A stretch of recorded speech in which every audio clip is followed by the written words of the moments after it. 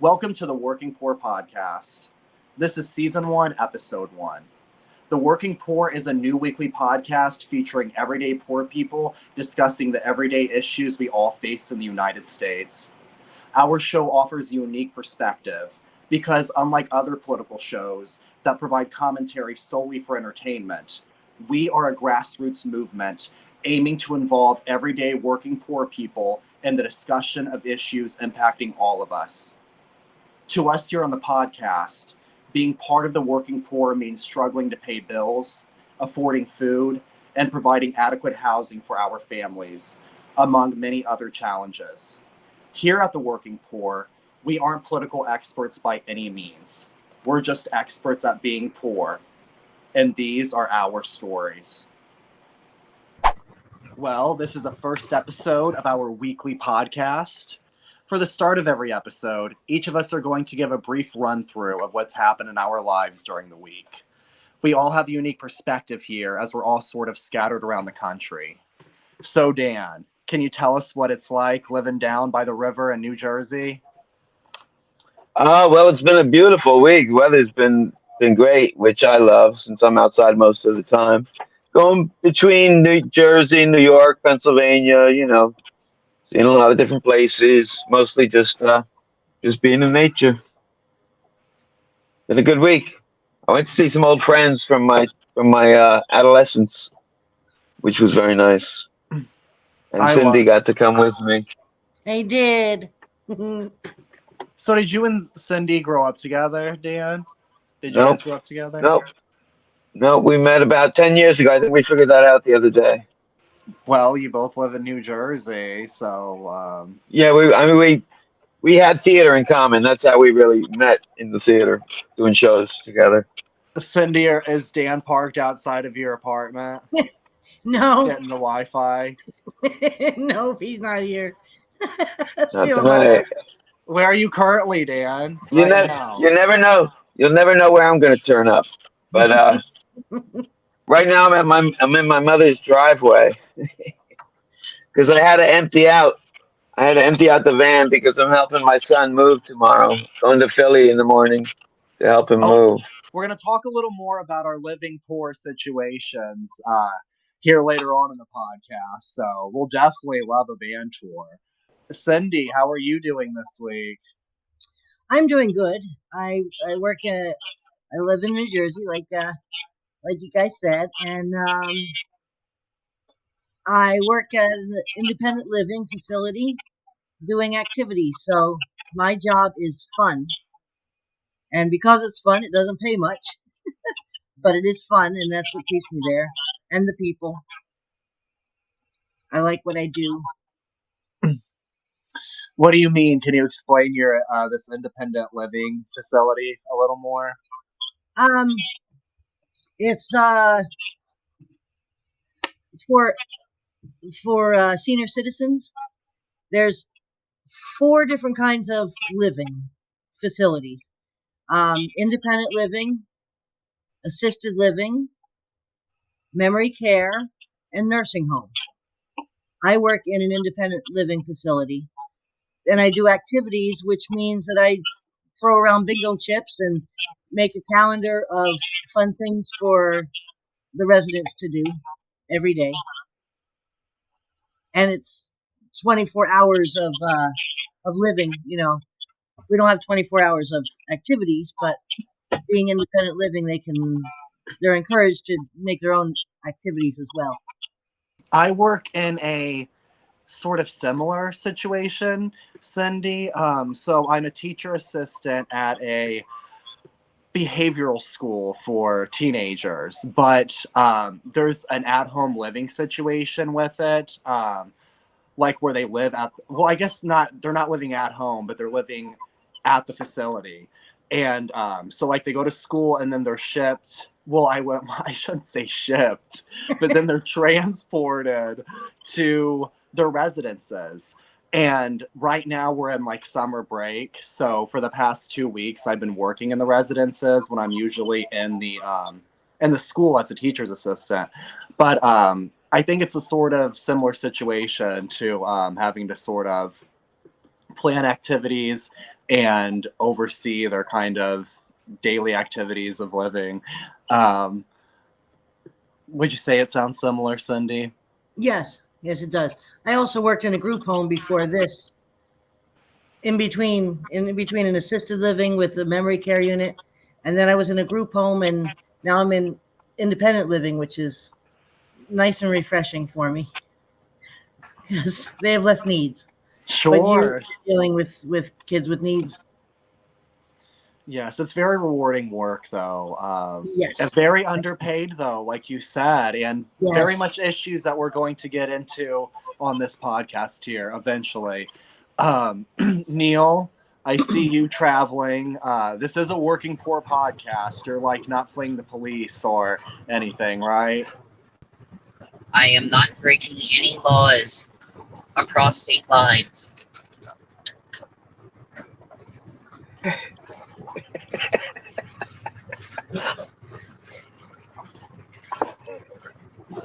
Perfect. I just wanted to make sure. I didn't know if you were trying to fit the aesthetic or not. Well, I can't break any laws with Inspector Dan over here smiling at me. I know, Dan, you're driving very crazy in that car. Can you slow down? I know Neil's in the passenger seat right here, and you're over there driving, Dan. And you don't even look like you're driving, Dan. But Slow car's down, But you doing had a damn big it. trip. Neil, you had a big trip, Mom. right? This week? Uh, Tell us about your trip.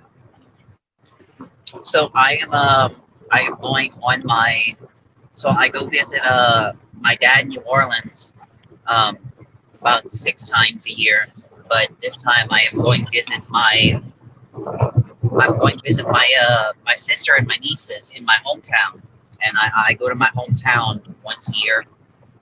The show must go on, even on the road. we're working poor. I mean, we're traveling, Right. we're working, we're living, we're poor. It's the show, baby. Yes. Now, we're not the Hollywood poor, but I might be the Hollywood poor. just stay tuned and bear with us. Remember, we're not experts by any means. We are just poor people, and there's going to be some hiccups and bumps in the road and issues with technology that we're just kind of makeshifting as we go along with this podcast. But hey, this is our podcast, The Working Poor. I'm Austin Phelps. I'm Cindy Halcola. I'm Neil Patrick. I'm Dan Mazelis. So, for our first segment here on the podcast, we're going to talk about inflation. And this is an issue that has been impacting working poor people since COVID. Before we introduce the article we're going to discuss, I am curious to know how inflation has impacted all of us here on the podcast. Has anybody noticed prices getting higher at the grocery stores? What about shrinkflation with items getting smaller, but the prices are staying the same? The floor's open. In Belvedere, New Jersey, which is in the northwest of New Jersey, the price of gas has gone up. Groceries have gone up, which are such basic things that it makes an impact. I completely agree. What have you noticed going up at the grocery store? Anything specific that you're buying that you're like, oh my God, I can't believe? Like eggs, for example. I know that's Yeah. something that has like fluctuated since COVID. Like here, you used to be able to get a dozen eggs for under $1 before COVID, and then COVID went up and they were $3-4, and now they're like starting to settle down. But $1? What kind of wonderland are you living in? Southern Illinois is a very rural, cheap place. At least for eggs, it was. Here too, it was, and now it's like 6 or 7. See, here I'm starting to notice it mellow out more in like Southern Illinois, at least with the eggs. But there's so many other things that are going up.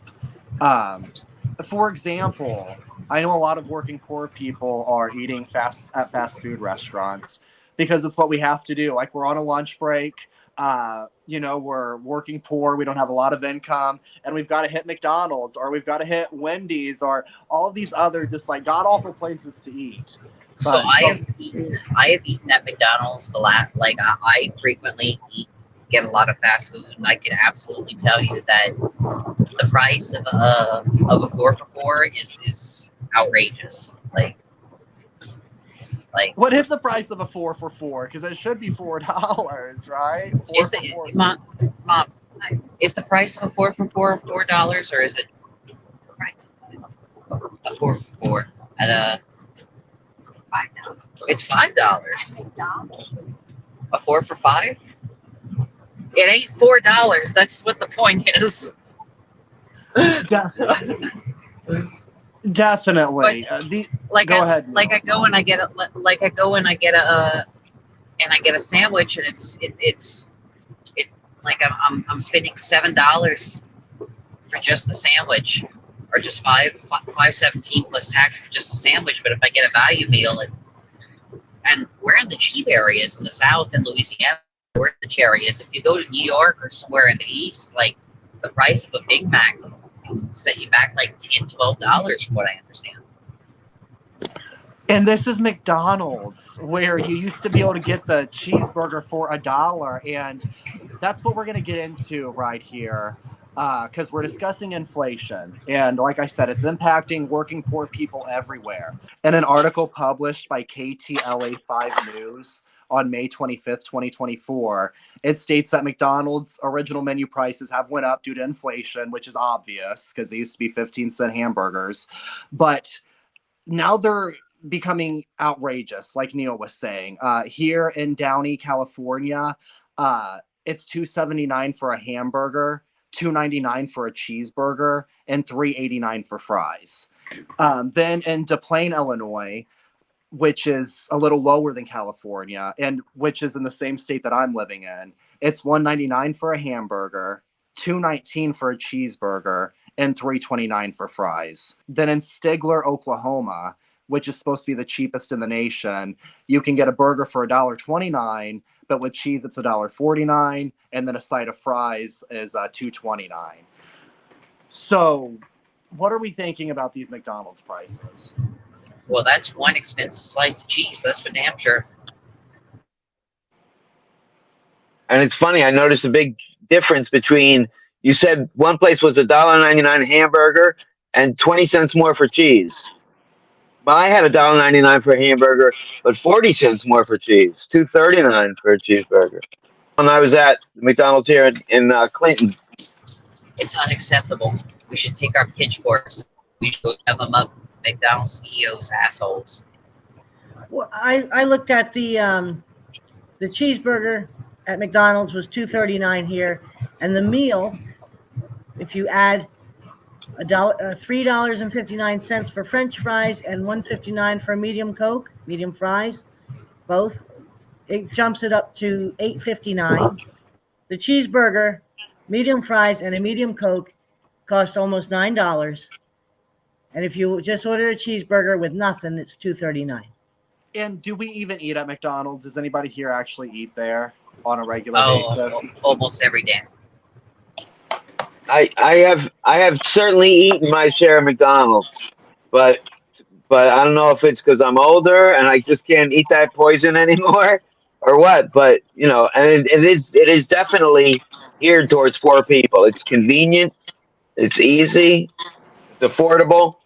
But I mean, I get 6 bananas at Walmart for $1.50. I don't. I mean, I get a can of tuna fish. It's easy to live simply if you can be comfortable doing that. But that's the thing. It's not as affordable as it used to be at all. Now, when the groceries went up, that was because they started paying farmers more. Farmers said, we need more money. They hadn't had an increase in many, many years. And so they gave them their increase, and that's why our groceries went up, because they started paying farmers closer to what they deserve, And but McDonald's, it's geared toward poor people, but the prices are not. Kind of like telling us we're essential. Well, you can't get. They still are. I mean, they it's their job. It's these corporate monsters' job to squeeze every penny out of you that they can. And Yeah. yeah, it may not be as cheap as it used to be, but where is it cheaper? This is what's available. This is our option. The Yeah, only way to stop these monsters is to cut the legs out from under them. Start eating bananas.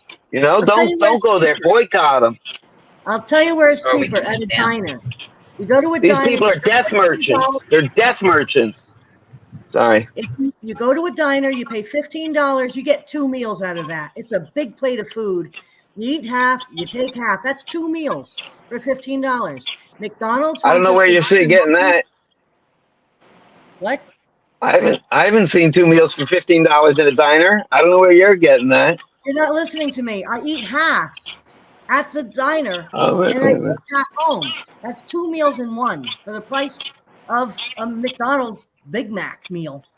Yep, yep, that's good. And it's At healthier, least better for you. at least it's food. Instead of arguing amongst ourselves, why don't we just literally cut the legs off of the rich people and eat them? I think that would I be like that plan. much more appropriate for the working poor to just eat the rich. Literally, not that figurative eat the rich. I'm talking about literally take. You know what? Nah, I don't want to. Hi, NSA. Please, nothing going on here. Just poor people having a fun conversation. Are they going? we're not viral yet, Neil. I don't think we've got too many eyes on us. But he's right. It is what it's going to take, and it is going to come to that. I mean, we are going to end up pulling these people out of their mansions at some point when we're big enough to be able to do that, because you can only squeeze people so much. That's the bottom line. That is the solution. The solution is ultimately cut them off. Like you said, Dan, start eating bananas, grow your own food.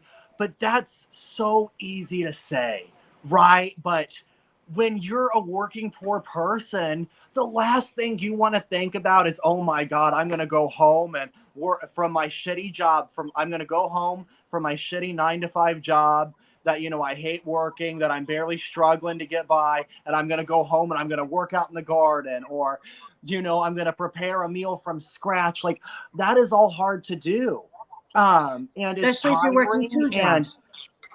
and working, yeah, if you're working Yeah. multiple jobs, you don't even have time to do that. So it's like the idea of growing, even having a garden today is a privileged thing, and that is so crazy. But you have to have the yard space, you have to have the time to do it, and you have to have the money to keep up with it, if you're going to have fertilizer, if you're going to buy the plants. So it's so easy to say, let's cut off McDonald's, but how many of us, depend on these fast food restaurants, whether it's McDonald's or Wendy's or Culver's or And whatever?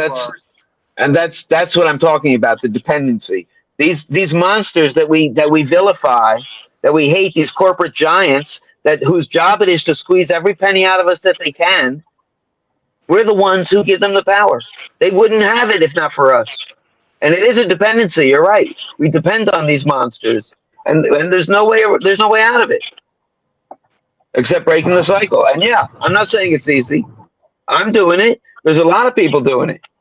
And I'm not completely doing it. I'm still on the government seat as much as I need to be. But we got to start somewhere.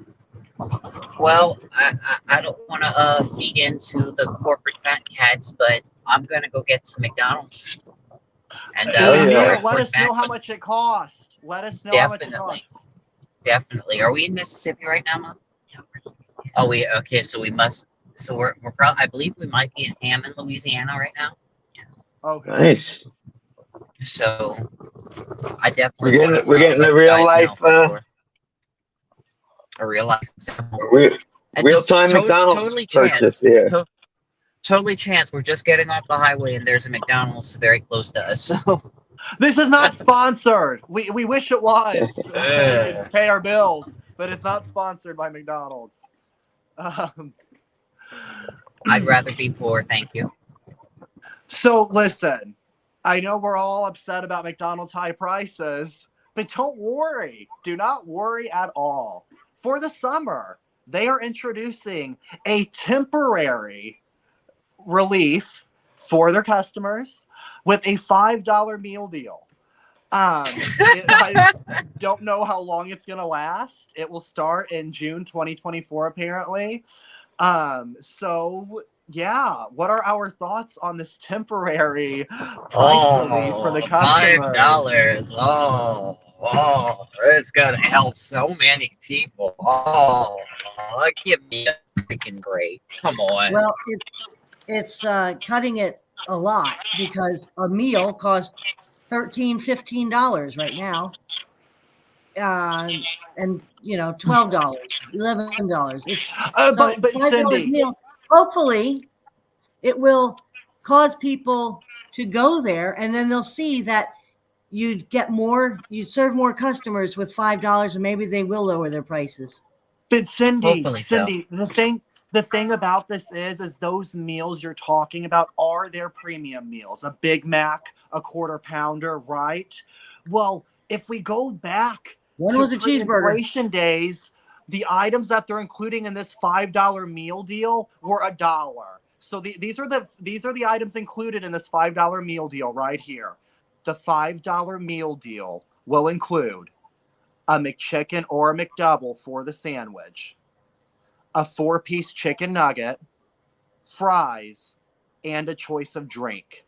All of those items used to be $1. And I am sick and fucking tired of these corporations saying we're going to give you temporary relief on items that only cost $1. And they're still making record profits, and they're charging inflation, and they're trying to say here's a temporary relief with a $5 meal deal, and it's not including the Big Mac, Cindy. It's not including the quarter Right. pounder.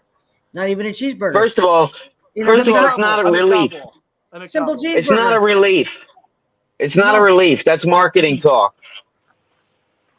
These people, they spend millions of dollars researching this whole thing and figured out they're going to lose too many customers unless they come up with something that people can afford, and that's why they did it.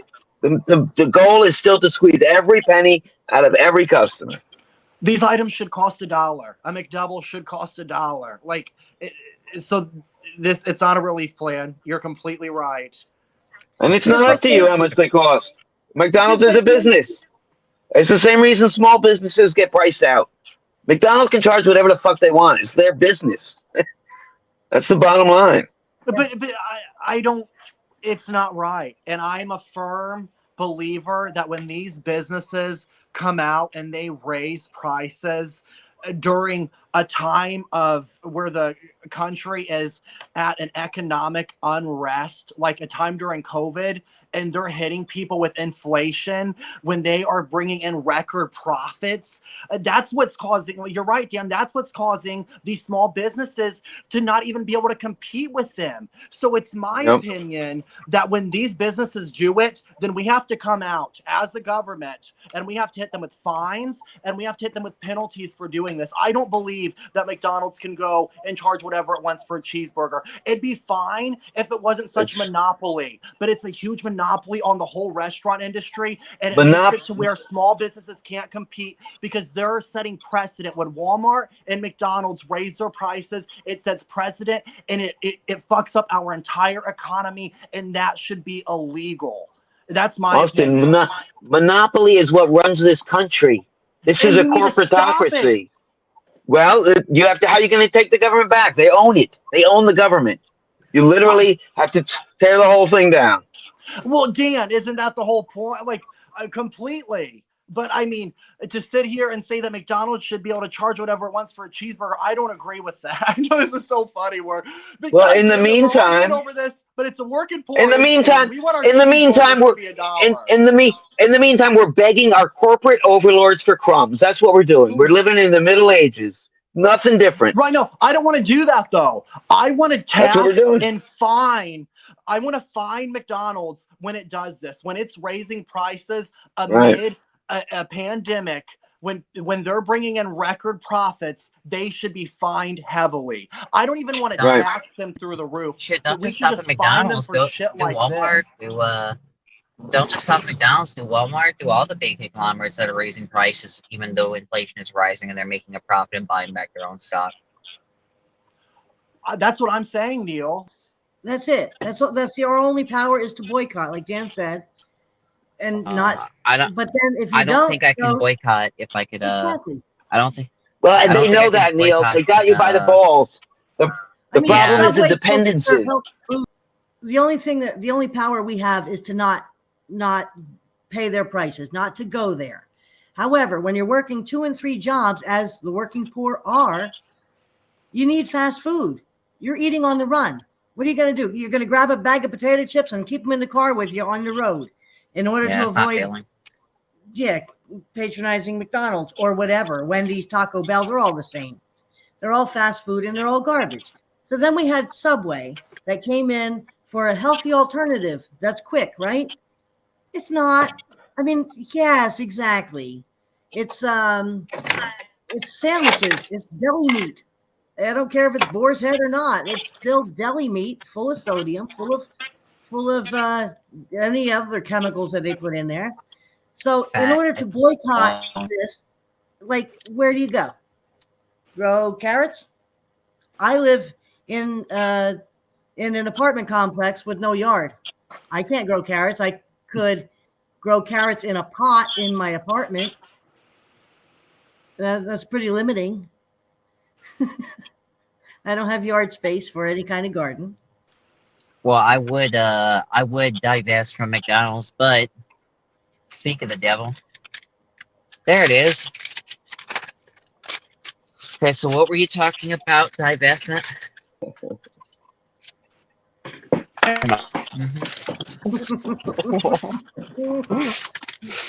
Oh, I got my burger. Oh, this is Oh, the thank you. working poor. Thank you. Thank you. What's your bill there? How much? Is my barbecue in there? What'd you get and how much did you pay, Neil? Hold on, Oh, Neil. I gotta make sure that they got my order right. First world problems. Okay. What did you get and how much did you pay? Oh, they have this, but there's no price on it. Just the item name. I'm sure it was $50. I'm sure it was $50. Ah, there it is. Okay. Hammond, Louisiana. Okay, so bacon McDouble is $3.69.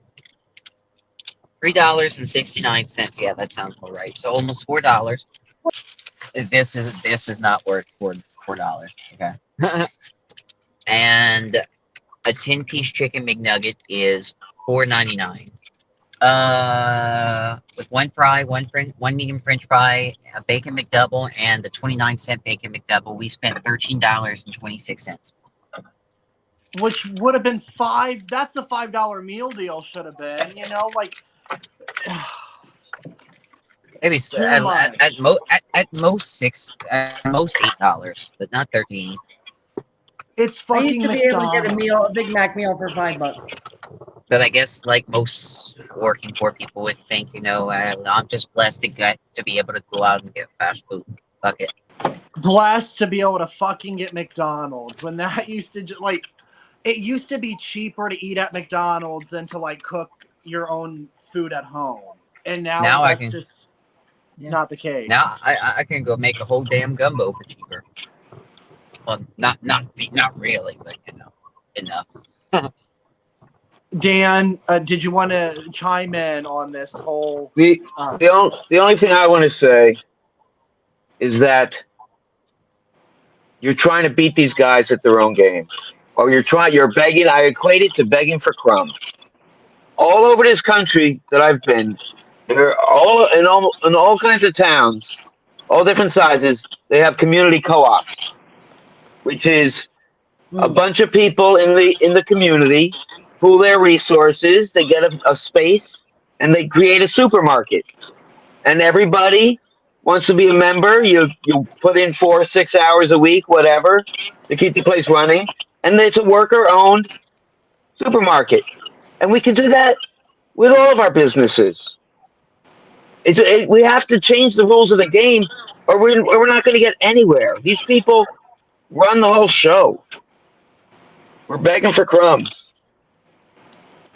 Any relief? any relief they give us is just prolongs the problem.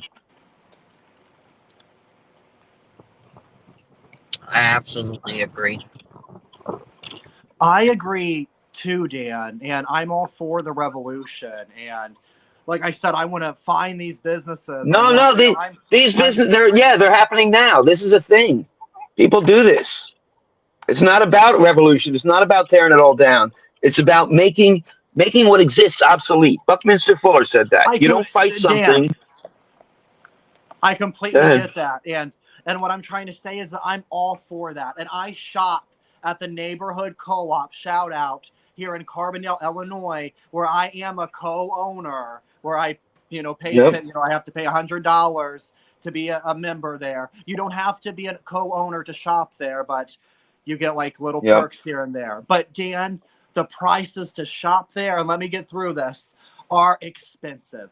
Okay. And as a working poor person, I can barely afford to shop there. I love knowing I'm buying locally, and we're going to talk about buying locally here in a second. And I love knowing I'm doing that. And the food is better. I love it. I can't afford to do it all But the you, time. So I'm hold on, but Dan. So I'm all for the revolution, and I want to do this. But what I'm sick and tired of is that working poor people are always having to lead the revolution. We can't fucking afford to do it. I can't afford to stop shopping at Walmart. People can't afford to stop shopping at Aldi. People, I love the co-op. I can't shop there religiously. I can't afford it. I love the idea of let's start this revolution, but not everybody's on board. It would require everybody getting on board. And why do working poor people have to be the first ones to do it? So that's where I think, yes, I want food to be more locally sourced. I want it to be affordable for people. And that's why I'm thinking the way to do this, instead of me having to take my whole paycheck to get a third of the groceries I'd get at Walmart and go to the co-op, why don't we find these corporations? They over in Europe, they have more sanctions on their businesses to where McDonald's isn't just serving processed bullshit over in Europe. It's a lot less processed even over there. Their food on the shelves, their bread expires in a week in Europe because they have sanctions and restrictions on their businesses. So it does work, Dan, that we're not implementing it over here. And I'm all for let's shop at the co-op. But to do that, we have to stop McDonald's and Walmart from having a monopoly and setting precedent when they raise prices on a $1 cheeseburger or a loaf of bread. That's what's fucking the economy, in my opinion. it's, Go ahead. but again, it's because those companies own our government. There's nothing you can do. You're fighting you can't win this battle. And as far as the co-ops go, why do you think they're more expensive? That's the question we have to ask. The Walmarts and the big box stores have low prices because they buy in bulk. So it has to be collective. The only way we're going to do this is together. Everybody's got to do it together so that we have purchase power in this system that we have.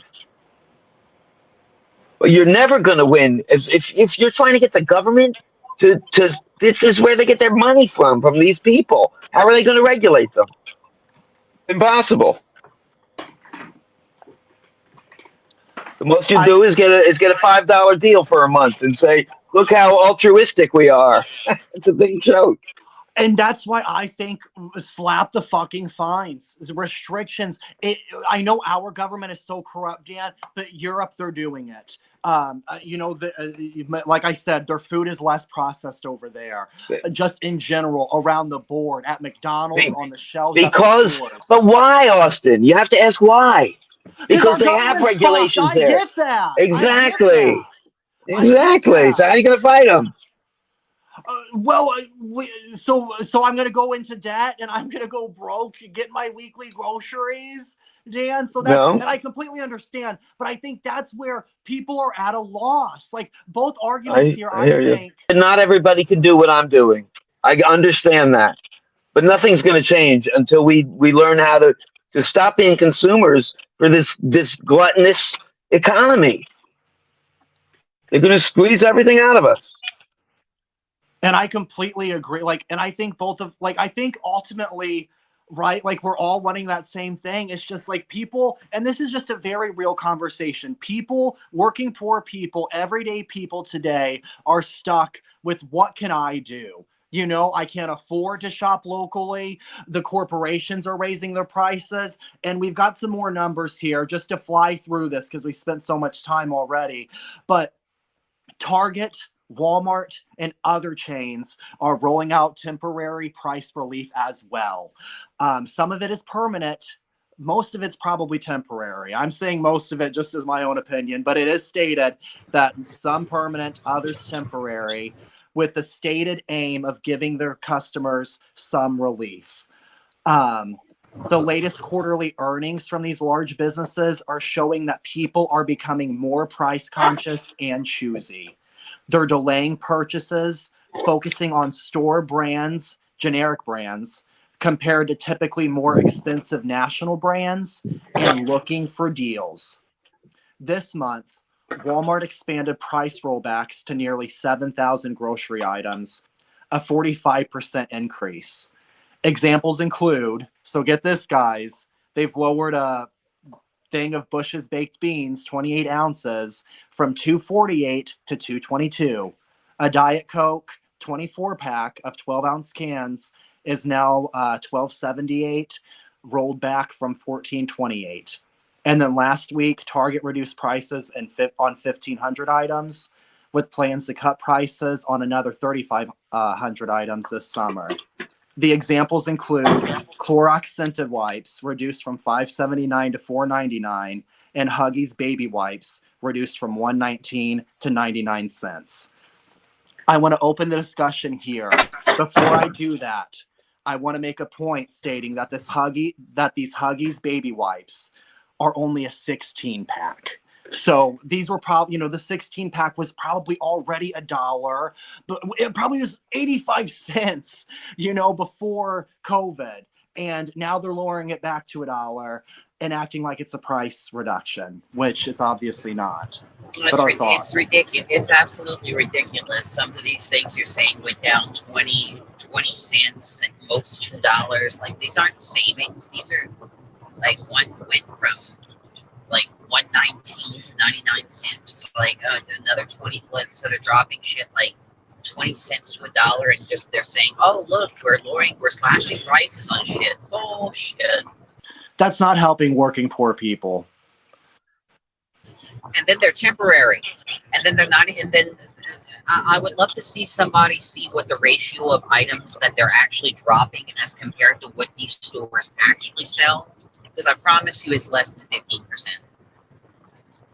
It's predatory. It's literally predatory because they're doing this, saying it's temporary, under the idea of luring customers that they've lost due to price inflation. They're luring them back in to give them this temporary relief that they're once again going to raise the prices on. So it's just like a bait and switch situation. And people are going to take it. Like, the sad thing is working poor people are going to take it. And Dan, I want to hear your thoughts on this, especially because it just kind of continues for what we were saying. But, Dan, when you hear these prices being reduced in such low numbers, but knowing that, God, 20 cents does add up here and there. And working poor people are going to hear that and they might go back to Walmart. What are we supposed to do in that situation, Dan? Or what are people supposed to do? There's an easy way to fix this problem. In addition to listing the price of an item, they also have to list the cost and everything that goes into it, and their net profit on every item. And that way you know what you're buying. You know what you're putting in the owner's pocket and what you're really getting value for. Yeah. How about that? They won't do that. They won't do that. Yeah.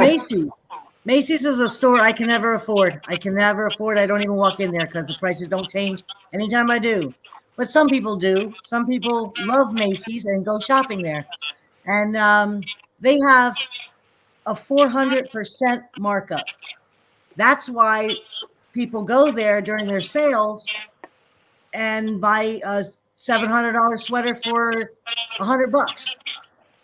I would rather not shop in some place that has a sweater for $700. Even if I could afford You know, it, I don't Sandy, care to. funny you mentioned Macy's because that's actually where I got my shoes. I got them by clearance. They're Uh-huh. they're like Yes. 200, like $199 shoes. I got for $20 at Macy's Exactly. for a Macy's sale. If they can afford to do those kind of sales, they can afford Walmart prices at Macy's. That's what irritates me about those kind of stores. And I mean, it's like the housing situation. We at one point had, and we might still have more empty houses than we do homeless people.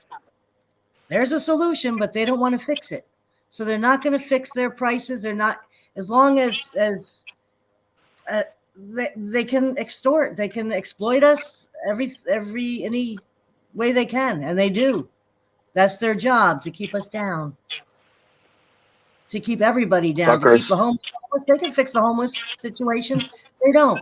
They leave it up to us to take care of. Oh, we'll talk about the homeless situation, Cindy. I Poverty, wanna poverty is always a policy choice. Always a policy choice. Your Right. poverty does not need to exist. Right. completely. That's what I'm talking about. What'd you say? Dan said poverty doesn't need to exist, and I said, right. That's what I'm talking about. Love it. It's a policy choice. Yes. Poverty is a policy choice. I've never heard. I love that one. That one is that makes so much sense when you say it like that. Capitalism is based Yeah. on competition, and they're competing and killing us in the process. And Someone's got to be on the bottom. Yes. That's how I was raised. I was always raised. Well, there's always going to be poor people, you know. What can you do? It's like, hello? Why is that okay? Doesn't have to be that way. No, especially with technology. It doesn't have to be that way. Yep. We live in a post-scarcity world, and that's what scares them more than anything. Yes. Up until now, we were competing over resources. We needed to be able to survive. But that's not the case anymore. Technology. Yep. Even the way we get our news is scaring the establishment because now everybody's getting their news off of YouTube and podcasts. Back in the day, you get your news from one of the main four. But we thought it was more trustworthy than it was too. We thought mainstream media was trustworthy, and it's not. And it's worse now since the 90s. Since they It's hard to believe one point Americans trusted their government. Yeah. I think it turned around when our government killed our president. I think that's when things changed here. I mean, God, has the United States government ever been trustworthy or like for the people realistically? And so, and this is a conversation that will be good on another episode, but we'll just keep trudging through here. Is there anything that you know from your daily routine that you've had to stop buying due to inflation? Something that's just gotten so expensive, or you don't shop anywhere now because it's so expensive? These things. You're smoking cigarettes, Dan, I see, even though the price. I can't afford to, though. I switched to a cheaper brand because I still have to afford my addiction for now. So you're smoking dependency. That's how they. Cigarettes.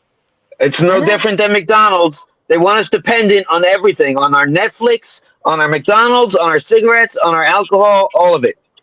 They want us hooked. Yeah. So for our next article here, I have an article published by Scary Mommy on December 8th, 2020. It's not a news website. It's very much a personal narrative. I was going to say, he sounds like a credible source. Ooh, Scary Mommy. I know, like, we only use credible sources here on the Working Poor People. So we've talked a little bit about this, but this article, it really just goes into the idea of working poor families not being able to afford to shop locally. And we've kind of just already talked about this ourselves, so I don't feel the need to go through every point on here. But I just want to bring up that discussion before we move on. Because working poor people do depend on the lower prices of corporations like Walmart. So I just want to, as like a ratio of how much you shop locally versus what you buy at bigger stores, what would you say the percentage is there for each of us? Like for instance, for me, I would say that 90% of my purchases are at large corporations. And I hate to say that, but that's just what I can afford. And I usually shop at Walmart for most of my things. So I will say 90% is money that I spend at corporations versus 10% at local businesses. Cindy, what about you? During COVID, I was afraid of the big businesses and did all my shopping at the small little stores like Rite Aid, the little food store in town, just because I didn't want to be around a large amount of people. That was during COVID. And since then, I kind of don't shop at all. I was doing a lot of shop from home at ShopRite, where I didn't have to go there at all. And I would just go and pick up my groceries, which ShopRite likes. And but lately I don't shop at all. I get takeout and go to a diner, eat 2 meals out of one, things like that. So you do shop. Well, I would shop monthly. I used to shop monthly and spend $200 and food would You just last don't me. shop in person, Cindy. But at first I was thinking, well, you don't buy anything, but you don't shop in person, so you're like an online shopper. Is that what you would say, or? I was an online shopper, but now I kind of don't shop at all. Well, where do you get your Where do you things? I know, and I go to the little deli She and I'll get like well, oh, well, just you just get the bare necessities, a loaf of bread. you get and you get a lot. A lot of your meals come from work too. They don't know that. Yes, that's Yeah. true. Anything that there's extras that they're gonna throw away. Oh, is she a vampire? She doesn't shop. She eats at work. Huh. Make too much food, they're gonna throw it out, and they will offer. They'll. You can't imagine how much food gets thrown away at where I work, I can't, Cindy. I can imagine. and I don't like I- wasting food. I have dumpster dive. I have had to dumpster dive before. Believe me, I know. It's the same thing where I work. They prepare the kids' lunches and everything, and usually it's just the same bullshit every day. Turkey sandwiches or warm, heated up roast beef sandwiches, like cold deli meat that they heat up on a griddle with cheese on white bread. Oh my God, it makes me want to throw up thinking about it.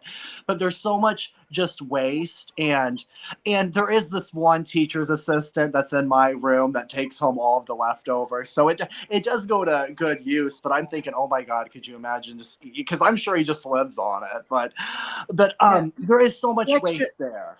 The extras at my place, it's good food. It's good homemade food. I'm glad.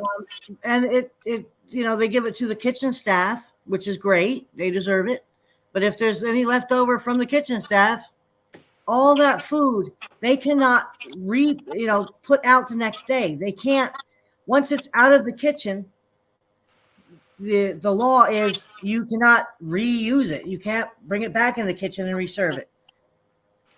So it's waste, because who knows how many muffins these people are going to eat that morning. It's all just guesswork. you see so much on TikTok now. And this is why social media is good. This is one of like the positive things about social media is that we get to see how much food waste there is out there now. You'll see like workers at Dunkin' Donuts having to dump out all of these hundreds of donuts, it seems like, at the end of the night because they can't donate them. They can't even take them home. And that's another thing. Like, that's where I'm thinking more sanctions on the corporations. We need to have our government mandate if these corporations have leftover food, they have to either donate it to their employees or they have to donate it to the homeless shelters. Like, this is freaking insane. Like, that should be straight up illegal off the bat. Well, they should be donating it to homeless shelters. They should be. I mean, like I said, we have the resources to house all of the homeless people. We have more empty buildings in this country than we do homeless people. That's not rocket science. Fix that. I mean, but it shocks me that even the workers can't take home food after a shift. That genuinely shocks me because some places can be left with 41%, 41% of their whole food, and they just got thrown away. It's like you can't even give it to the workers, especially in California. California, that's one place where they have a massive homeless problem, and even the workers can't bring home the food or anything like that after they're done. They just throw it away and they lock up the dumpsters behind And do you know the reason why? Because they don't want the workers. They don't want the workers overproducing and then getting free food. Yep. Well, completely. They don't want to end the homeless problem. They don't want to end the hunger problem. They don't want to give their food out for free. They're greedy. They're large corporations. Completely. But that's why we have to not allow these things to happen. There was never a workers. There was never a labor problem. It was a wage problem. You know? Oh yeah. It wasn't a worker shortage. It wasn't a labor shortage. It was a wage shortage. Don't tell us we're essential workers and then pay us peanuts. If we're that essential, show us. You know? And in a clothing store, you walk into a clothing store and all of those clothes, they're on a clearance rack because they didn't sell. You know how many homeless people that could clothe? I mean, we have the resources. We'd rather throw them away in the garbage and then stop the homeless from getting their share, because they'll be arrested if they're found, stealing from a dumpster. It's just messed up all over the place. The priorities are and that's where I think we need to take a stand at. Like, if you're working at a Dunkin' Donuts, if you're working at a McDonald's, stop throwing the food away. Just fucking take it home. Donate it. We can't. I can't afford to. Stop and you locally will all the time, but steal the fucking food. Don't report it, but fucking take it home. You will get fired for it. There's cameras everywhere now. That is stealing. Right. Completely. But that's as much as, it's the same thing though, Dana, saying, go spend your whole paycheck at a local grocery store, so it's an impossible situation everywhere. Whether you take the food home, whether you shop local, like it seems like every which way we come back, the working poor are fucked. It doesn't matter what we do. Like, the system just has to fail, and it is. But it seems like the solutions that you call for are for the government to come help us. But you keep forgetting who runs the government. And this doesn't work that way. We have to run the government, though. We have to take it back. The working poor, and not in the January 6th fashion. Well, it's not going to happen in the voting booth. I'll tell you that. they type that. So, before we move on to our next topic, I think it's only appropriate, considering the 2024 election is going on, that we discuss both Joe Biden and Donald Trump's stances on inflation and kind of compare and contrast both of their economies. So we're looking at an article here published by ABC News on May 19th, 2024. And in it mentions that a poll by the Associated Press for Public Affairs found that Americans were more likely to say that as a president Trump helped the country with job creation and the cost of living. Nearly 6 in 10 Americans said that Biden's presidency hurt the country on the cost of living. So I want to open up to the panel for discussion. What are your memories of living in a Trump economy pre-COVID? Ronald Reagan had Reaganomics. All of this, all of the money was supposed to trickle down. It does not trickle down because the very wealthy are tight-fisted. So I don't see, and that I don't see that working. I understand the concept, but when the big guy is paying peanuts to the little guy, it's not trickling down unless they meant dripping, tiny little drops. And the fact that we've had several Democrats take office after Reagan, and they didn't get rid of Reaganomics and the trickle down effect that's not working. It says that they're all on the same team and they're all not in our corner. So, Cindy, I think everybody right now is complaining about the economy, right? Like everybody, they're complaining about inflation, the cost of living, that they can't even buy a house, mortgage prices, all of this. And a big talking point right now is that, at least from Republicans and other people, from working poor people, a big talking point right now from some working poor people is that we were better off in a Donald Trump economy, that things were cheaper. When you take COVID out of the situation, that's what certain people, certain working poor people even, are saying. And that's what I want to talk about. I'm one of those. I'm one of those. Neil, okay, Neil, so can you speak then on living in a Trump economy pre-COVID? Could you go ahead? So it was a short-term stability on certain products that I felt like were that I just look. I felt like I could afford things in the first 3 years of Trump. I felt like I could afford just a little bit more than I can afford now, um, at the detriment of obviously the Consumer Financial Protection Bureau, which was completely gutted under Trump, and the blocking of certain social protections. I mean, a small degree of it was that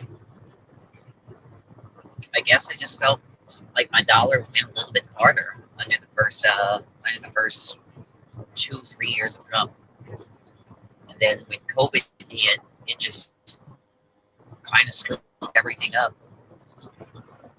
And it just came, and the small bit of stability that we did had just kind of came crumbling down on its weak foundation, in my humble opinion. Neil, you mentioned such an interesting thing that I want to talk about, and I'll get to my view on a Trump economy in a little bit, but what you mentioned is, you mentioned something about a short-term payoff, right? Like that things were cheaper then, right? That you were, that day-to-day grocery prices were lower, Mm-hmm. and even though Trump did all of these awful things, as like a working poor person, you were looking at it as, well, I can afford my groceries, I can afford day-to-day living. Is that kind of along what you were saying? And I think that point is not talked about enough. Profit gains for long term. So it's short term profit gains for long term destabilization is kind of what I'm thinking, and that's really why the threat of Biden right now is not as bad as Trump, even though it's kind of dawning on me now. Oh shit, the election is feels like it's tomorrow.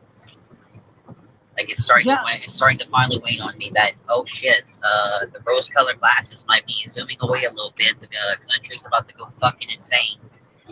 It's a selfishness that we all have within ourselves. Like when Dan, me and you were talking earlier, and I'm sitting here saying, well, I don't want to spend my money shopping locally because I'm going to be broke, right? Working people, I think that's such a valid point. Like the selfishness that everybody has, right? And that, at the end of the day, working poor people are looking for a quick payoff. Whether they're looking for a quick payoff from a Trump presidency, or from a payday loan, or from financing a car that they can't afford because they have to get back and forth to work to their job and their one car just broke down. My sister's in this situation right now, paying $15,000 for a $5,000 car that's already having issues with it.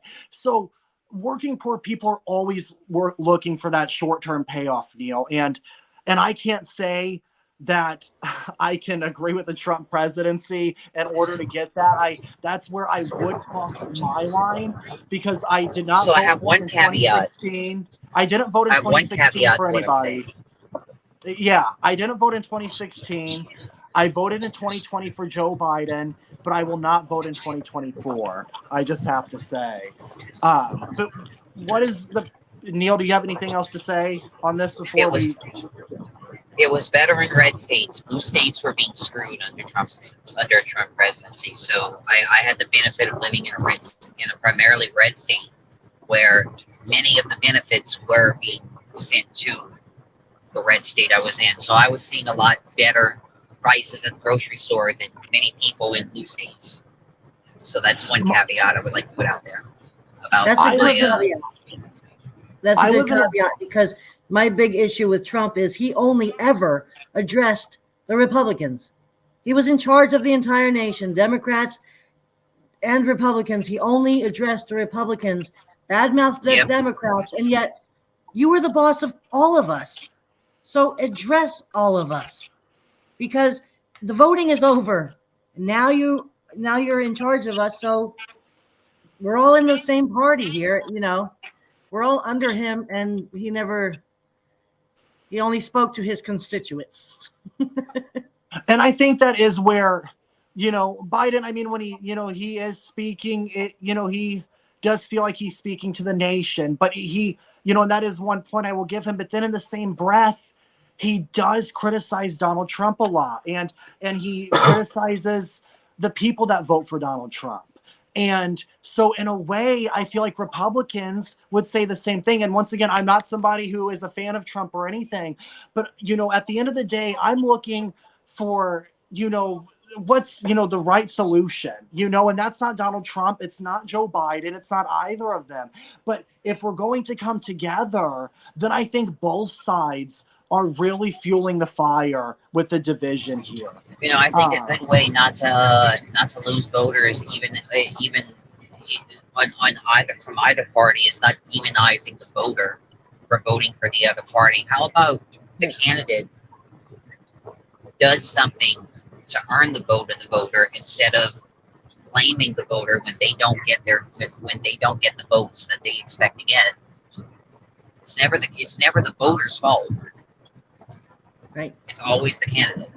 Biden does address the entire nation, but his whole campaign is, "I'm not Trump. Vote for me," because I'm not Trump. And who That's are not enough. you? That's not enough. I know. That's all he's got. That's all he's got. And war costs money, and all of our money is going toward the military because we're fighting proxy wars. They don't worry about that because the money goes to the war, but it gets laundered and funneled right back to our military industrial complex. So it's a win-win for them. Yeah. Somebody's profiting. Dan, I want to get your thoughts. Dan, I want to get your thoughts specifically on a Trump economy pre-COVID. What are your thoughts? What are your memories? Compare it to what we're dealing with now. I think that the retail price of things has obviously gone up. We've been impacted by inflation. I think that the president, whoever it is, has very little to do with the economy. There are many, many other factors that go into that. And we tend to point fingers when it comes to things like the economy, but there's so much more going on. And very often, especially with a 4-year term, what one president does, you don't feel the effects for until the next term. So it's I don't think it's a fair measuring stick. I mean, the problems with the American economy have to do with the rest of the world losing faith in the US dollar. And that's really what it's all about. That's when when the rest of the world does not want to use US dollars anymore, That's when all that stuff just becomes pieces of paper for us. And And that's the reality of it. And I and think it's interesting. I think that a lot of this, I think these people are all actors. I think we're watching a very elaborate reality show. Me too. Britain is having their election on the 4th of July. Did you know that? I did not. We are having our election on November 5th. Remember the 5th of November. November 5th in London, in England, is known as Guy Fawkes Day. Anybody ever heard of Guy Fawkes? He was that's the fella who the movie V for Vendetta was based on. He was a fella in the 16th or 17th century tried to blow up Parliament. Okay.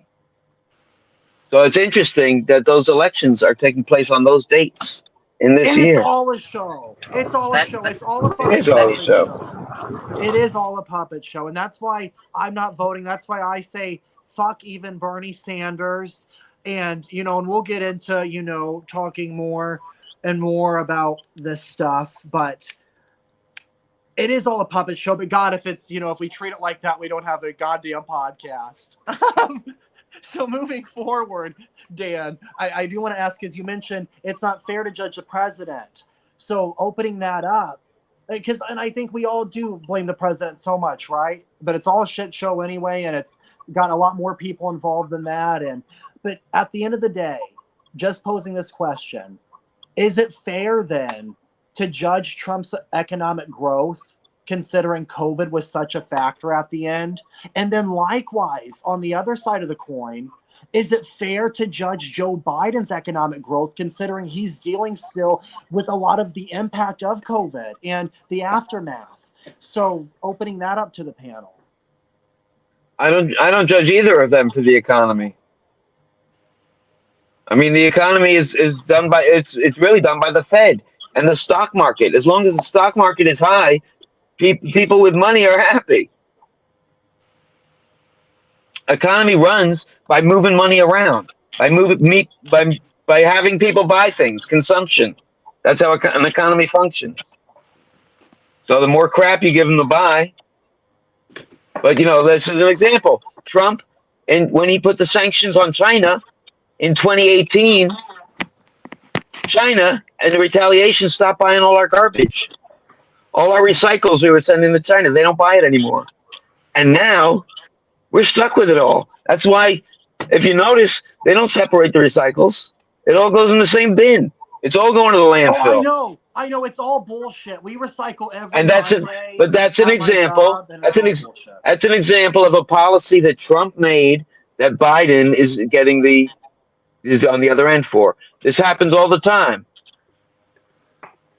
And I'm glad you brought all that up because so many people are, that's just a big talking point right now. It's not me saying it, but there are people that are voicing, oh my God, when Trump was in office, But what did Trump do in office? He gave the 2017 tax cuts. He promised the tax cuts would boost the economy to 3 to 6% growth. It actually averaged 2.67% without the pandemic and 1.45% with the pandemic included. I would like to. Obama's second But that's term not what those tax cuts were for. That's what he said they were for. But they were a handout to his buddies. He's a billionaire himself.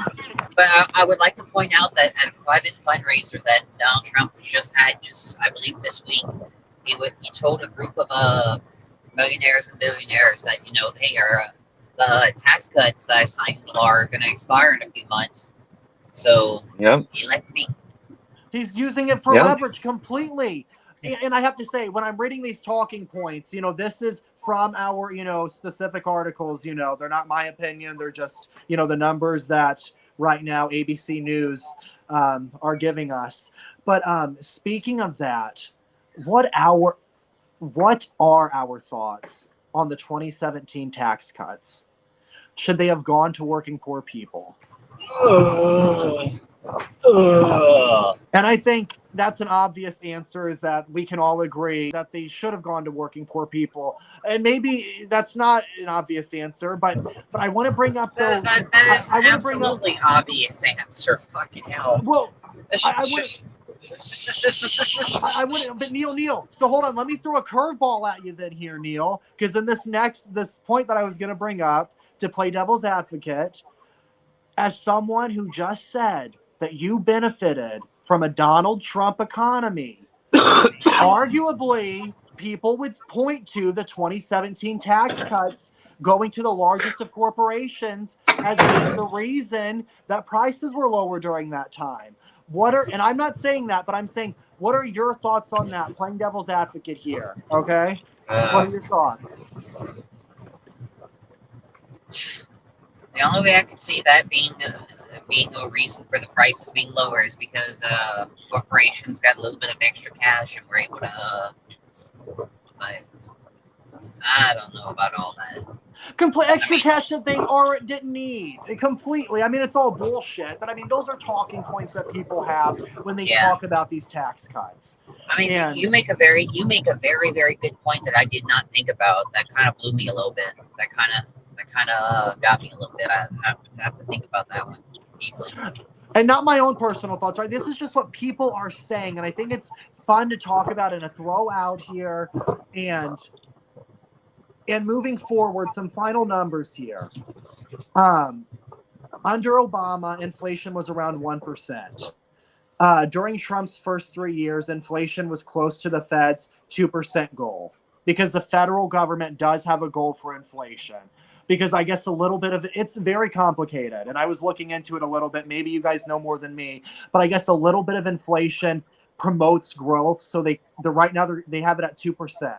So Trump's 3 years was closer to the 2% target, but he wanted faster growth. And he criticized the Fed for not cutting rates further because he wanted them to cut below the 2% line. So Trump lost 2.7 jobs. Trump lost 2.7 million jobs overall, but added 6.7 million if pandemic months are excluded. Biden added 15.4 million jobs, exceeding forecasts by 5.1 million. Trump added 461,000 manufacturing jobs by mid-2019, but lost 178,000 jobs during the pandemic. And then Biden has added 773 manufacturing jobs so far. That's a lot of numbers to throw out there. I know a lot of people, and to working poor people, numbers really don't fucking matter. Oh. Like, we can tell you how the economy is when we go to the grocery store. Yeah, I'm doing a podcast right now, Mom. Hey, I'm trying to study the vehicle. Hey, my mother just came out. She's all excited because there's a Trump rally tomorrow in Bedminster. Oh my! Is she going? Oh yeah, she's all excited. Oh my God. Oh yeah. What'd you say, Cindy? Both parties are corporate parties. They only help the rich. Both parties. They don't work for us. Simple as that. They don't work for us. That sounds like a bad party. Well, we sold our rights to them. So there's nobody to blame but us. We're the ones who make the world that we live in. Our votes don't count. You know, There's no sense in voting.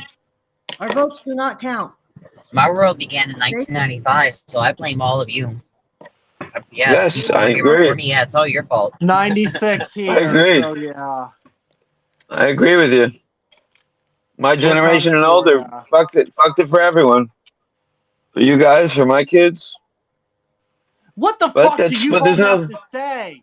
What do you have to say? There's no way out of this except take away their power. It's the only way. And we can't do that. They've got all the power and all the resources. So we have to stop being so dependent on their basic infrastructure as much as we can. Hey, I agree with you. I shop 90% in the big box stores too, Austin. But I reduce my consumption. I don't spend $100.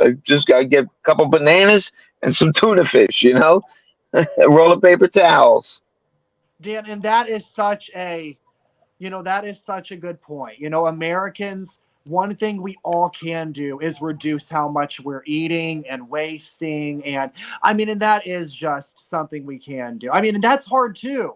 That's completely, but if there's one thing, it's all hard. It's all hard. You asked before, Austin, you said, why is it always on the working poor to change things? Well, guess what? We're the low. We're on the low end of the totem pole. No one's We're going the to give ones us dealing shit. with that. We gotta go get it. We have to go get it. There's no. There's no way. Completely, Dan, and I agree with you too. But I'm tired of the shit. You know, as someone who's been poor my Yeah. whole life, I'm tired of the Sure. shit. You know, and I'm fucking, I want to come home and like Neil, I want to go to fucking McDonald's. I don't want to spend $12 though, but like, yeah, I just want to come home that I know it's worth.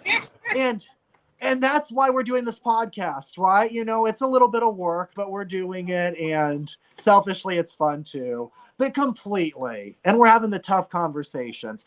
And to wrap this up, I know I just threw a bunch of numbers at us. Working poor people don't give a shit about numbers. We can tell you how the economy is because we're going to work, we're dealing with it every day, and we're going to the grocery store every day, and we're dealing with this shit. Not the fucking celebrities and not the fucking politicians. We are. But wrapping that up, because I know I threw a lot of numbers at us, and that's my dog tiptoeing around back there. You guys already know. But Tubby. what are our final thoughts on all of this? Wrapping up our conversation on the economy here. What are our final thoughts on the economy? And mostly, do you care to share who you're going to vote for in 2024? Because I feel like we talked about the candidates quite a bit here. We're all gonna die. That's my outlook. But Yeah. I'm gonna vote for Jill Stein. Yeah, and we're still we're all gonna burn alive. It's gonna be beautiful and scary and like a little bit. We're all gonna be scared like little babies in our crib, like a little baby in its. Dan? I can't say now who I'm going to vote for in November because everything's going to look very different then. Are you But voting? I don't plan to participate in electoral politics. I plan to use my energy with people who are working to build something better than the system that we have now. But you're kind of like never say never. You don't want to throw in Yeah, yeah, I don't exactly. completely. Cindy? I don't plan to vote because I see it all as theater. They're all actors. They're puppets and pawns of the 1% and above. And I don't see the purpose of voting because I really don't believe our votes count anymore. I used to believe that. I used to believe they did. You know But they what's don't. really funny? All three of you were criticizing me for saying I wasn't going to vote in 2020, and now none of you are voting, and I'm voting for a third party. So how about so shoes on the other foot, assholes? Yeah, yeah. Yeah. I used to rail against people who wouldn't vote. I was very bad like that. Yep. Me too. Yeah. But now, Yeah, 2016 I voted for Trump. 2020 I just couldn't vote for. I wrote Bernie Sanders in 16 and 20. I voted for Bernie in the primary. Feeling lukewarm. I wrote him in. I voted for him just because he came with Bernie. But they're all the same. They're all the same. Corporate minded. They're all corporate politicians. They have bosses. They have bosses. Yes. They have bosses and they're not us. I regrettably, I didn't want to vote in 2020. I was very disappointed after Bernie endorsed Joe Biden. And that for me just like ruined everything, ruined any last little bit of hope that I had because you had Bernie sitting there railing against Biden saying, oh my God, if he wins, it's basically no different than Trump. And then as soon as he throws in the towel, he says, oh my God, Biden's so much better than Trump. We have to vote. And I fell victim to, I feel like that kind of pressure of if I didn't vote for Joe Biden, I was going to disappoint a lot of people that I knew and a lot of people whose opinion I respect so much and a lot of people that are voting for Joe Biden in 2024 and people who think he is the best option. And I respect their opinion so much. But, I can't do that again. I can't. And I'm, glad that we're all on that kind of stance besides Neil. But Neil Nobody is There's Neil is nobody understands this sentiment that you're saying than me in 2020. Whenever every one of my leftist friends are saying, "Well, you got to vote for Joe Biden," and you didn't fall victim. please. And good for you, Neil. But I don't want to blame. I all wanted to, but I wasn't gonna do it. I don't want to blame and people. I'm all about a vote for Jill Stein. I love Jill Stein. Me She's too. awesome. I do want to say though, I don't want to, I'm tired of the blaming. I don't want to blame people for voting for Biden. I don't want to blame people for voting for Trump. Like, people are scared right now. It depends on what news source you're reading, and you're scared one way or the other. You're either scared of Biden, you're scared of Trump. Americans are fucking gullible. And right now we need to be focused on taking down the fucking elite, because they're creating all of this divide. And I'm tired of the blaming. Vote for Biden, vote for Trump. It's not going to fucking change. But don't criticize us for not voting, or don't criticize Neil for voting for a third party, because people are going to make their own decisions, and they have to, and what's right for them. And at the end of the day, I think most people are not racist or homophobic or transphobic, or I think most people are good people, and you just have to believe that, I think. But I think we're so divided right now. And that's it's power that wants us that way. People left alone will get along. People are very naturally loving. It's the people in power that want us at each other's throats. They got exactly what they want. Yep. That's why they only give us two parties to vote for. If you vote through third party, your vote doesn't count. It's just Neil, you dumbass. It's true. Well, first of all, I'm a leftist in a red state, so unless you're voting for a Republican, my vote don't matter in this state. Yeah, the electoral college fucks all that up. It only matters. Your vote only matters in a couple of states. It's stupid. It's a stupid game. It's probably rigged anyway. Voting's probably rigged. Like, it's probably not, like, I don't even know if I'm going to keep that in the podcast. They cannot. The government cannot afford to have anybody that's not working for them in charge. They just can't. And plus, perfectly sad. Plus, now with YouTube and all the streaming, the internet, and all the information out there, we are seeing the transparency of the puppets. That we're not believing what they believed in the 50s, that it really matters. Yep. And thank God, but then still so many people are going to vote for Biden, which I'm not blaming, but it's just, that's what's happening. So many people are still going to vote for Biden. Because they're scared of Trump. Yeah. Everybody's scared of the other side. Nobody likes their candidate. They're just scared of the other guy. It's the best con game in town. The past two elections, I felt like I was voting under duress. It was just so that the other guy didn't win. I didn't like my candidate. They don't give me any candidate that I truly like. How many years have we been told, well, you just vote for the lesser of the two evils? You're still voting for evil. Period. I'm not voting. I'm not voting for evil anymore. Pick a candidate. You can either have a giant douche or a massive turd. Yeah. South Park. Yep.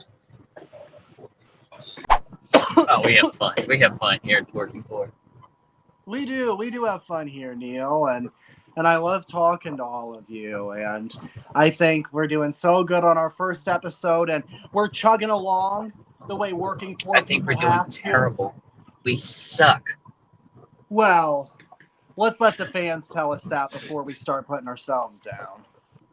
I'm sure they will, and we'll love any comments, any and all comments. Hate comments are welcome on this podcast because we just want comments. So whatever you want to put is okay with us. We're poor people. We've been called some awful names. We were originally going to talk about homelessness on this episode, but we're saving that for our next podcast. And we're going to talk about a late-breaking news segment here that we all felt was very necessary in order to just be honest with you all on the podcast. On the Working Poor podcast, our primary goal is to discuss working poor issues, and is to be a movement for these issues by hashing out the conversations that are incredibly difficult to have. And I think we've done a great job of doing that today. We aren't a news source. We aren't somebody to go to for factual information. Like, we're not here to inform you, and we're not here to present late breaking news all of the time. But when something like what has happened happens, we feel that we have to discuss it. So that's a long-winded way of saying that Donald Trump has become the first president to be convicted of felony crimes. This happened this past Thursday, as a New York jury found him guilty of falsifying business records in a scheme to illegally influence the 2016 election through hush money payments to a porn actor who said the two had sex. I'm sure you all know the porn actor, Stormy Daniels. What are our thoughts on these charges before we move forward? They're laid out there, I think, in a pretty simple way, straightforward. Dan, you want to kick us off? It's all theater. It's all theater. They're all criminals, all the way up and down. It's just a big joke. I mean, it's just to rile up both sides of it. If anything, this is going to benefit Trump getting elected. I think that's the goal. All the ones this is the one they're gonna nab one. Oh, all right. Yeah, Whatever. exactly. Exactly. Honestly, it's not even the biggest. It's not even the biggest one. I mean, this is regular white collar crime kind of shit. Paying off. I couldn't imagine having the money to pay off a porn star, but if I would, probably be in this situation. But it's the shit they all do. I thought he would This get is off exactly. I genuinely thought he'd get off of it. It's the same thing that Hillary used with the Russian Steele dossier. It's the same shit. They all do this. I genuinely thought he would get away with it. It is all theater. I completely agree. We don't care about this. We don't care about. It's a complete non-discussion, because this is not even what he should be up for trial for if we're going to put him on trial. And he is up for 3 other felony indictments for local and federal cases in Atlanta and Washington that he conspired to undo the 2020 election, as well as a federal indictment in Florida charging him with illegally hoarding top secret records, which are bogged down by delays or appeals. And I just have to say, yes, these charges mean nothing, and it's like they're taking the smallest one to throw out here. That way, yes, it can help him get elected, and that way when he is elected, he can just make all these other charges disappear. And then, though, it's just going to open a door for more political backlash of now he's going to want to go after Biden and so forth. And I just think it's just going to be more of this political theater going forward. And I do think, and yes, we need to talk about it. Will this make Trump a martyr? I think we kind of discussed it, but I think so. I think this is going to help him be reelected. And I think that's a point. We see this go on everywhere else. Russia just killed, Putin killed his opponent. What the hell's his name? I don't remember his name. But we see this all the time, but we don't know the players the way we know them here. But it's the same thing. And why isn't George W. Bush in prison? Why, this is insane. Noted. But he's a martyr now, too. We've made him a really good political figure because we hate Trump so much. It's fucking ridiculous. It's all gross. Nixon probably would have been the first convicted felon, except he quit instead. You know? And they didn't go after him after the fact. And I'm not. But he was pardoned. By Ford. Right. America's only unelected president. Yep. So, what are our... Go ahead. I just said, and vice president, too. He was appointed as well. Ford's. That's right. That's right. Spiro Agnew. Yeah. Yeah. Spiro Agnew was his first vice completely president. completely Yeah. unelected to public office. Yep. That's And fascinating. then Rockefeller was the vice president. Pretty wild. Yeah. Pretty wild shit. Yep. They got good writers, that's for sure. Yes.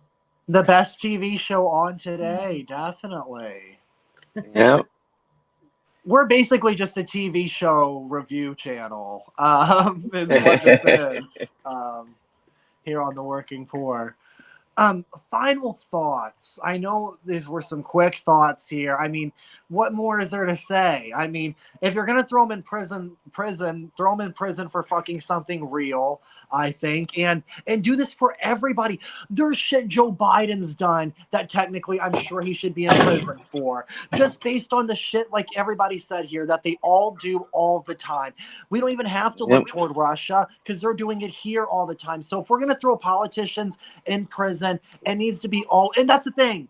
Before we move on, these charges will not even land him in prison. Most these charges don't call for prison time traditionally. From what I've read, so he won't even go to prison over this. So it's all a sham. It just adds in more to the fact it's a show. Yep, and with today's technology, we can see it easier. We can see it easier than ever. You know, as non-transparent as these politicians think they are, we can see it. We can see it everywhere, like never before. He's rich. He's going to appeal it. Rich people have that luxury. We don't. Appeals cost money. He's got lots of it. He's going to keep appealing it. This is what he's done his whole career. I mean, he's been sued countless times, and he gets out of it by just dragging it on forever. Eventually, the bank or whoever is trying to sue him can't afford to pay their lawyers anymore, and they just say, forget it. This is what he's done his whole career. He knows court. He knows how to handle court. Well, if you want to support Donald Trump, if you want to support Donald Trump, feel free to call your local RNC and donate, because the funds are going directly to Donald Trump's legal fees first and foremost. Yep. Oh, yeah. And we all know that the DNC and RNC are privately run organizations. Do we know that? Yep. Yeah. Oh, yeah. Yep. Fuck them. Yes. Yes. And they're the two parties that we're allowed to vote for. That came out in 2016. When Debbie Wasserman Schultz was running the DNC, Tulsi Gabbard was second in charge, and she quit because of how they treated Bernie Sanders. Because they put their thumb on the scale for Hillary. And it came out later that they did, and her argument in court was that, well, we had a right to, because we're a private group. DNC is a private group. We don't have to listen to the voters. We just choose to when the voters choose properly. Right. When that was Debbie Wasserman Schultz. And Bernie turned around and is now supporting their candidate, though. It has. He supported Hillary. He supported Biden. He supported I mean, to a degree, I get why he did it. I get why he did it. I just don't like that he did it, but I get why he did it. Oh, yeah, he's an old man. He never wanted a revolution. He always said, this is not about me, it's about us. Right. This is your fight. He's an old man. He's been doing this his whole fucking life. And people just started listening to him. He doesn't know anybody's shit. We got so many old men. Who? Bernie. Oh, Bernie. Bernie. Right? There's so many old fucking men, though. We don't know who we're talking about. And they're all doing the same fucking shit. Old white men. Just like it's always been. Old white men. Fucking yes. Before all this, before these recent candidates, Reagan was the oldest president, inaugurated at age 69. And now we're shooting for 80-year-old. That's what they're giving us to vote for. That's it. They're giving them better drugs. They've got better drugs now that they can feed the candidates. They were shooting up JFK with speed. I wonder how much the Fed Reagan really changed the game for them because it was the first time. I mean, they'd always been actors, but it was the first time they had a professional actor doing the job, Yeah. and that really opened them up to a lot more of things they were able to do. You know, this guy could sell shit that nobody else could have sold. Yeah. And then Trump is an actor in the reality show of Yeah, they all are. They're all the actors. country. Yeah, they are. That's the job. That's the job. They're spokespeople. They're Yes. spokespeople for this corporatocracy. The people Yeah. who run things will never know their names. Follow Yep. the money. Follow the money. So it's time for us to close out the show. Talking about politics can be emotionally draining, as a lot of the discussion can be negative by nature. To combat this, we are going to close out each episode with something positive from our lives. This can be something that is happening in the world, our own lives, or just a positive, reflective thought in regard to today's discussion. So, let's go ahead and share something positive to each of us. Who would like to start? I know there's got to be something positive, even though we're living in such a crazy, fucked up world. There is no love in the world, only pain. I can name something I'm thankful for. Yes, please, Cindy. I'm thankful that there's extra food in our kitchen at work that would normally go in the garbage and can go in my refrigerator.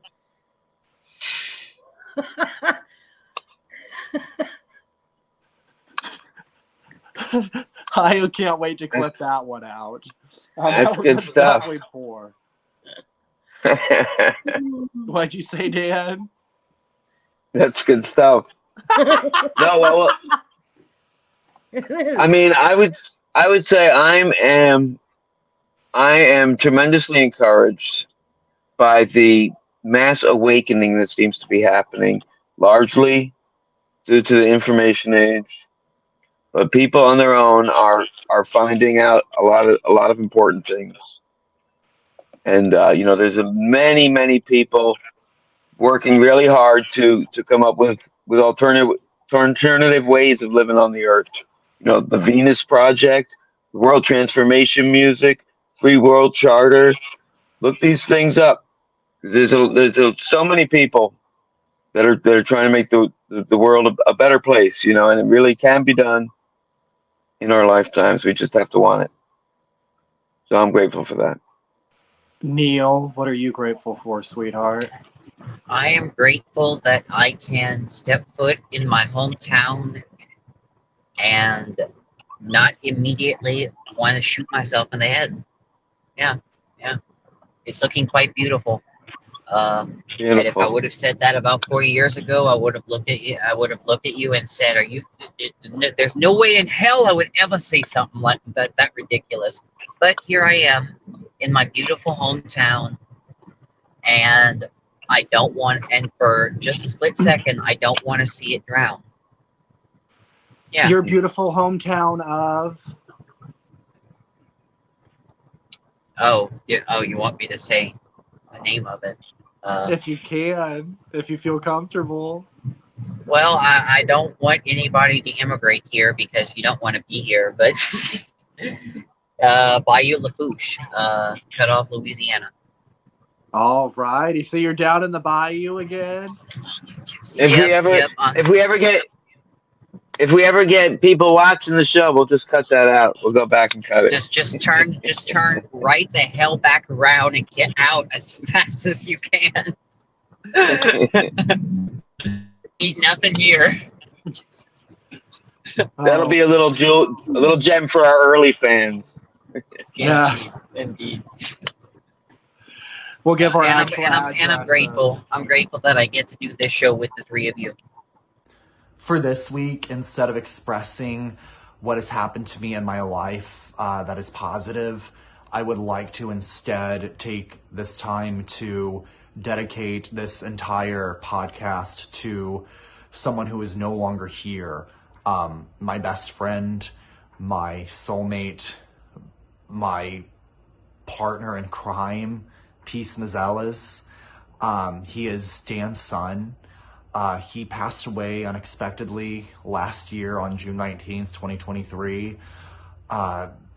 We co-created this show together in 2020 at the height of the pandemic, where we were just trying to give that everyday perspective on what people were dealing with during COVID, what working poor people were dealing with. Unfortunately, the podcast didn't work out the first time around, and since then he has passed away, which leaves us to doing this podcast without him, which is incredibly hard and difficult for all of us to do. But we all know that this is what Peace would have wanted for all of us. He was the nicest, kindest, most peaceful, no pun intended, person in the entire world. And it's such a weird situation to be in, but we know that he would be proud to see his vision continue on. And that's what we're going to try to do. So we love you, Peace. We know that you are listening, and this will always be a 5-panel show. You've always got a seat at the table, buddy. We love you. Thank you for joining us for this week's episode of the Working Poor Podcast. I'm Austin Phelps. I'm Cindy Alcola. I'm Neil Patrick. I'm Dan Ellis. You guys are all beautiful.